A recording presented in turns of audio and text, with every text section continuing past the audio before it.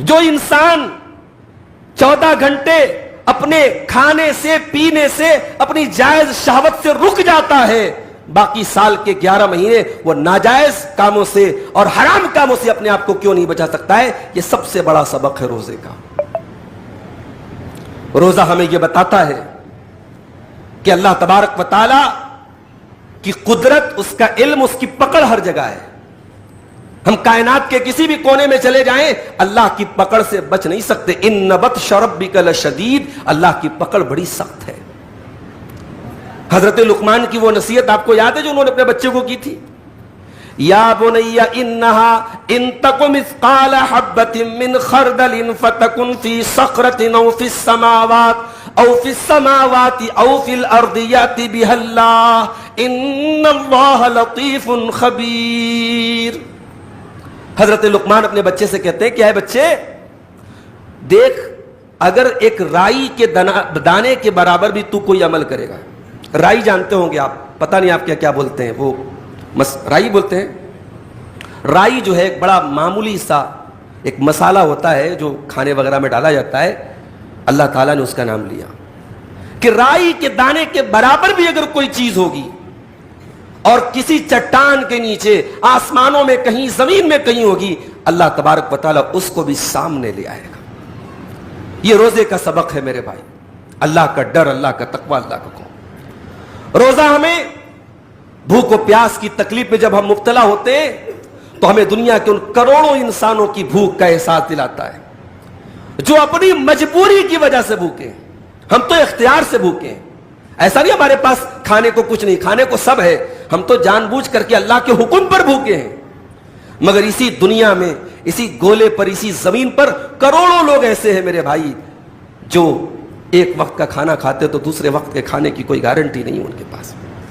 فلسطین کے ویڈیوز آپ کے سامنے سے بھی گزرے ہوں گے، کھانے پینے کی چیزیں جب وہاں بانٹی جاتی ہے شہر غزہ میں تو بچوں کی لائن لگ جاتی ہے، عورتوں کی لائن لگ جاتی ہے، ہفتوں سے، کئی دنوں سے ان کو کھانے کی کوئی چیز نصیب نہیں ہوتی، کچھ ملتا ہے تو وہ بھوکے شیر کی طرح ٹوٹ پڑتے ہیں۔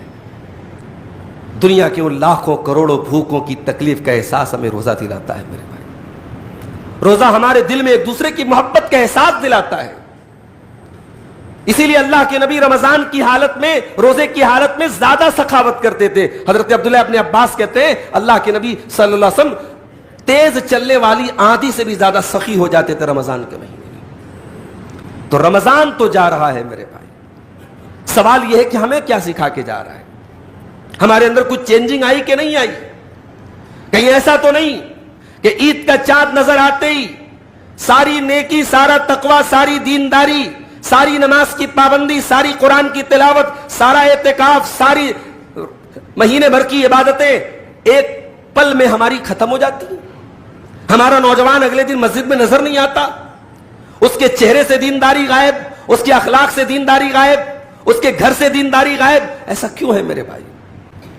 اللہ تعالیٰ نے قرآن کریم میں ایک عورت کا ذکر کیا۔ عرب میں ایک عورت رہتی تھی، وہ کیا کرتی تھی؟ سوت تیار کرتی، دھاگا۔ اس زمانے میں چرخہ ایک ہوتا تھا، چرخے کے ذریعے وہ دھاگا تیار کرتی تھی بڑی محنت سے، اور جب ڈھیر سارا دھاگا تیار ہو جاتا تھا تو وہ کیا کرتی تھی کہ اس کو پکڑ کے کاٹ دیتی تھی۔ اپنی محنت سے تیار کیے گئے اس پورے دھاگے کو وہ ٹکڑے ٹکڑے کر دیتی تھی۔ اللہ نے فرمایا وَلَا تَكُونُوا كَالَّتِي نَقَضَتْ غَزْلَهَا مِن بَعْدِ قُوَّةٍ أَنْكَاثًا۔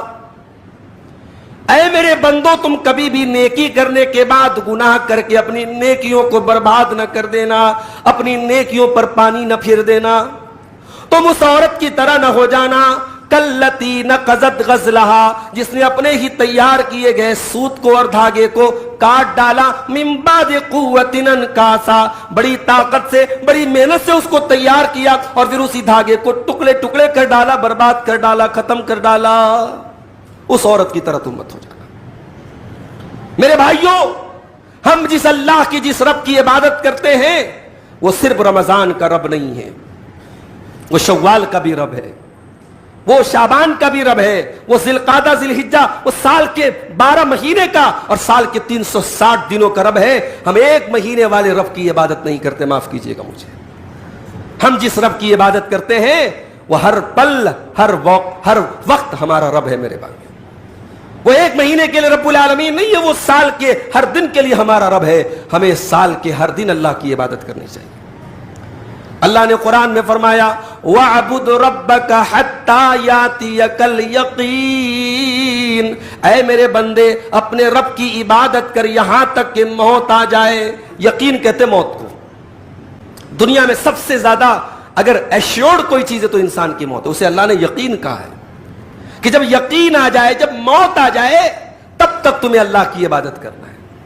اس کا مطلب یہ ہوا کہ ہم رمضان سے ایگزٹ ہوں گے, ہم اللہ کی عبادت سے ایگزٹ نہیں ہوں گے.